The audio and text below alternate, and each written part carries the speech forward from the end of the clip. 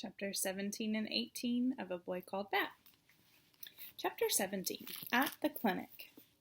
Bat loved going to Mom's veterinary clinic. If it were up to him, he would go with her every time she had to work late instead of staying home with Janie. But Mom said that as much as she loved having Bat at work with her, all his questions sometimes kept the vet techs from doing their jobs. Bat tried not to ask so many questions, but there were so many interesting things to ask questions about. Today you can help Lawrence with bats, Mom told Bat as she drove him the 3 miles from the Solwet School to the small brick building marked Valerie Tam, DVM. Janie was always trying to get Mom to rename her veterinary clinic something else. Something fun, she'd say, something creative. So far, she had suggested the Furry Friends Clinic, Paws for a Moment, Veterinarian, Nose to Tail, and everything in between, and her favorite, the Pawspital. But Bat liked seeing Mom's name on the side of the building. It was like she was a celebrity. "I'm good at baths," Bat said. "Yes," said Mom, "you are." When he pulled open the heavy glass door at the front of the brick building, Bat was overwhelmed by smells and sounds. The lavender peppermint spray they used to clean up pet accidents, the wet dog scent of shampooing going on in the back room, barking, barking, barking, a phone ringing, people talking, a cat's yowl. If there were this much ruckus at school or the playground or anywhere else at all, Bat would definitely need his earmuffs. But here the sounds and the smells didn't bother him. Even the flickering fluorescent light didn't irritate him very much. Suzanne stood behind the counter running a lady's credit card through the machine with one hand while she answered the ringing phone with the other. "Dr. Tam's office," she said, waving hello at Bat as he walked by. He waved back, but he didn't say anything because he didn't want to bother her. It used to be that he didn't notice if people were busy with other things, but he was way better now. At least he usually was. An old lady, old like a grandmother, sat on the bench in the waiting room. She held a box on her lap. Bat stopped in front of her. "What kind of animal do you have in that box?" "It's my cat Pickles," the lady said. "He's not feeling 100%. "What are his symptoms?" Bat asked. "Oh, hi, Olive." "Are you the veterinarian?" the lady asked. "No," said Bat. "Not yet." "Ah," said the lady. "Well, he has indigestion and he hasn't been very hungry lately." There were lots of things that could be. Bat looked up at his mom who stood next to him, listening. She shrugged. "I'll have to examine Pickles to know what's wrong," she said. Then she turned to the lady. "I'll see you and Pickles in just a minute or two." "I hope Pickles feels better soon," Bat said. Then he followed Mom through the door that separated the waiting room from the back and watched as she took her white coat from its hook. She put it on, and then Mom was Dr. Tam, a veterinarian, better than a superhero. One day, Bat would also have a jacket, just like Mom's. It would be white, and it would have 5 buttons, and it would have the words Dr. Tam, DVM, embroidered just above his heart. Of this, Bat was 99.9% sure, because that was as sure as you could be about anything. "I've got to go see patients," Mom said. "You stay close to Lawrence and be a help, okay?" "Hey, Bat Boy, what's up?" Lawrence was the only person who called Bat Boy. "Mom rescued a skunk kit, and we're raising it. She says we have to give him to a rescue in a month. Well, 3 weeks now, but I am going to change her mind." "We named him Thor," Bat said. Lawrence laughed. "I know all about the kit," he said. "Who do you think is taking care of him while you're at school?" When Lawrence asked him what's up, do you think he expected him to tell him about the skunk kit, or do you think he just wanted to know how his day was? I'm going to go with his day. "You are," said Bat. "Are you doing a good job?" Lawrence rumpled Bat's hair, and Bat smoothed it down again. "Of course I'm doing a good job," Lawrence said. "It's the only kind of job I know how to do. Look." He reached into the neck of his shirt and pulled out the strangest necklace Bat had ever seen. It was made of t-shirt material and ended in a little pouch just big enough for cradling a skunk kit. You can see it in the picture there. "Is Thor in there?" Bat asked. Lawrence nodded. "Yep, The little guy seemed kind of lonely in the kennel, so I made a sling for him out of one of my old t-shirts last night. See? Snug as a bug in a rug." Lawrence opened the pouch so Bat could see inside. There was Thor, curled into a little sleeping ball. "Can I wear him?" Bat asked. "Of course. We don't want to get him wet when I'm washing the dogs. Here." Very carefully, Lawrence pulled the sling up over his head and then lowered it over Bat's. But the sling, which had barely reached Lawrence's chest, sank all the way to Bat's belly button. "We can fix that," said Lawrence, and he looped the fabric into a knot behind Bat's neck to shorten the sling. "There," he said. "Now you're a marsupial bat." "There are no marsupial bats," Bat said. "Marsupial infants need to have strong arms and claws to climb into their mother's pouch. Bats have wings."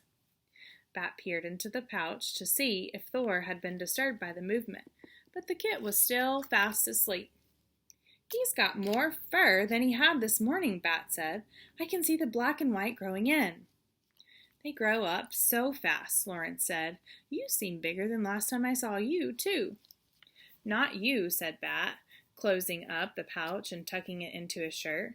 "You're already all the way big." Lawrence grinned. "If I get any bigger, I'll have to buy special order shoes.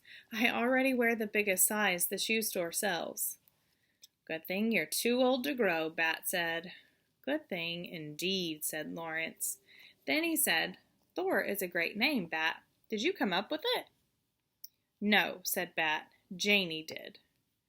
"You're a lucky kid to have such a creative sister," Lawrence said. "Did you thank her?" "No," said Bat. "Not yet." "Well, there will be time for that later," Lawrence said.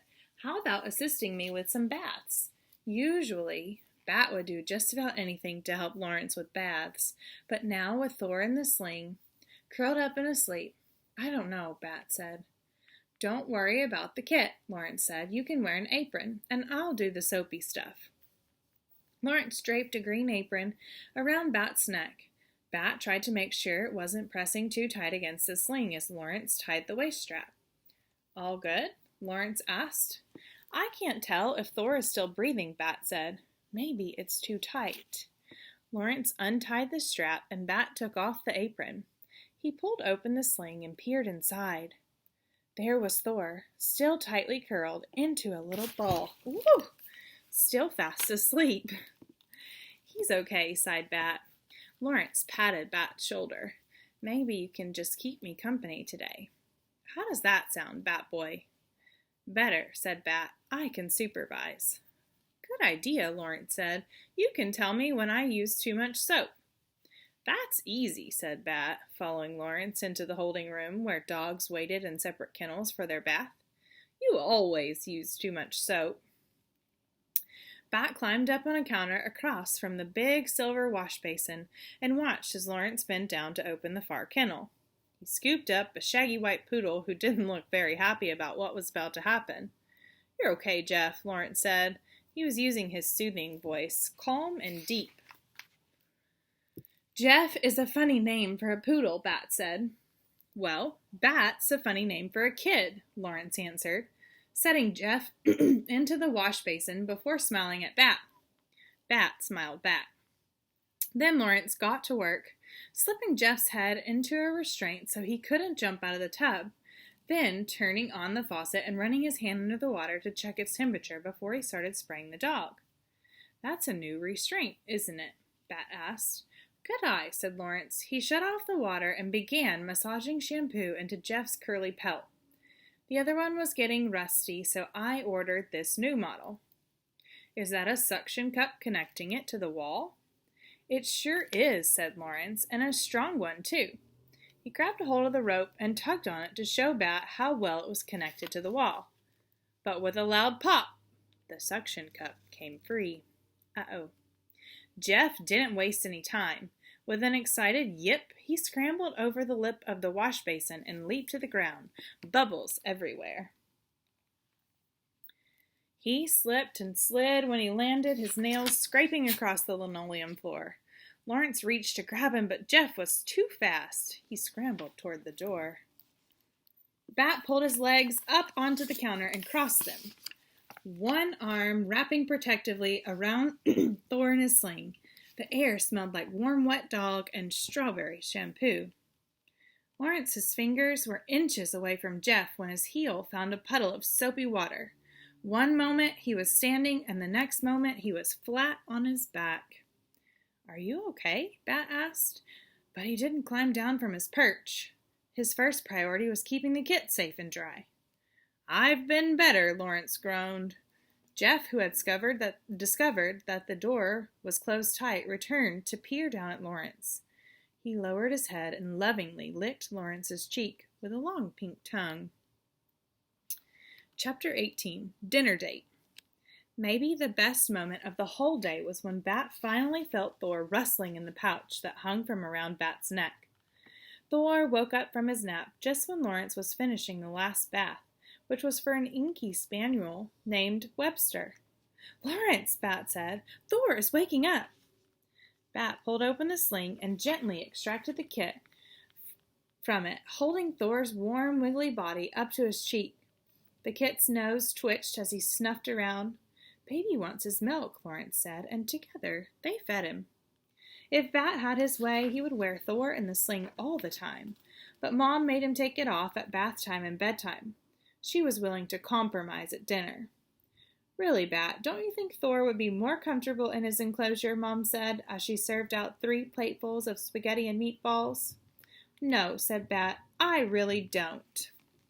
There's Bat holding him in the sling at dinner. Mom squished her eyes tight. When she opened them, she said, "Okay, Thor can join us, just for dinner, as long as he stays in the sling."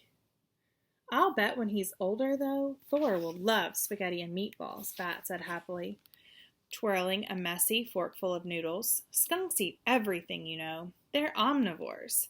Omni meaning everything. Vor meaning one who eats." "We know, Bat," said Janie. "You told us already, like 100 times." "Don't you think it's interesting?" asked Bat. "Don't I think what is interesting?" "Everything," said Bat. "Everything there is to know about animals." "Not really," said Janie. "I think theater is way more interesting than animals." "That's stupid," said Bat, because it was. "Bat," said Mom in her warning voice, deep and serious, with her eyebrows pointed toward her nose. "I'm sorry I said your interest is stupid," said Bat. He wasn't actually sorry because Janie's interest was stupid. Theater was pretend. Animals were real. But Mom had let him bring Thor to the dinner table, so Bat turned his mouth up in a smile and added, "Will you forgive me?" Mom liked it when he remembered to say that. "Whatever," Janie said. "Mom, did you make any garlic bread?" "Oh, it's in the oven. It's probably done," Mom said. Janie pushed back from the table, found an oven mitt in the drawer, and pulled the tray of bread out of the oven. It smelled wonderful. Ezra once said that garlic is the best smell in the world. "Better even than roses," Janie said, putting the bread slices into a basket and bringing it to the table. "That Ezra is a character," Mom said. "He's pretty funny," Janie said. "He even makes our math teacher laugh, and she doesn't think anything is funny." "If she doesn't think anything is funny," Bat said, reaching across the table for a piece of bread, "then why does she laugh at Ezra? Is it mean laughing?" "No, Bat," said Janie. "She thinks Ezra is funny." "Then why did you say she doesn't think anything is funny?" "Never mind, Bat," said Janie. Bat took a bite of the garlic bread. The crust was crusty, and then the inside was hot and squishy. Melted butter glazed his fingers, which he licked one by one. They ate for a few minutes without talking, the only sounds the crunch of biting into bread and the scraping noise of forks against plates as they wound bites of spaghetti. Then Janie announced, "I've decided I'm going to audition for the Queen." "I thought you wanted to be Alice," Mom said. "That was before I read the script," Janie said. "Then I realized that Alice is boring. She just wanders around whining about everything." "You'd be good at that part," Bat said. "You're good at whining." "Mom," whined Janie, "make him stop." Bat, said Mom, that wasn't nice. But I said she'd make a good Alice, Bat said. But not for a good reason, Mom explained. Why does the reason matter? I gave her a compliment. I don't think it felt like a compliment to Janie, Mom said. Janie, did it feel like a compliment to you? No, said Janie. It was an insult. You see, Bat, said Mom. It wasn't a compliment to Janie. Suddenly, Bat wished that he had been wearing his earmuffs and that he hadn't even heard Mom and Janie talking about the play. Sometimes it was just better if Bat kept his thoughts to himself. Bat ate a few more bites of his spaghetti and had almost finished all his bread when he felt Thor wriggling around in his pouch. May I be excused? He asked. Yes, said Janie. Honey, you know it's up to you to model good behavior, Bat heard Mom say to Janie as he headed to the refrigerator to get out the puppy formula. Sometimes, Mom, even I'm not a good enough actress to pretend not to notice when Bat is being weird. Oh, Janie, said Mom. Get out the formula, Bat told himself. Put some in the syringe. Warm it up. Ignore Janie. Bat knew that sometimes Janie thought he was weird, but he still didn't like to hear her say it out loud. Actually, Janie could be weird too, like when she sang at the top of her lungs in the shower, even though there wasn't an audience, and how she cared if her hair was wavy or straight. Did Ezra ever think that Janie was weird? Maybe that's what makes Ezra her friend, Bat thought. He likes the parts of her that everyone else thinks are weird.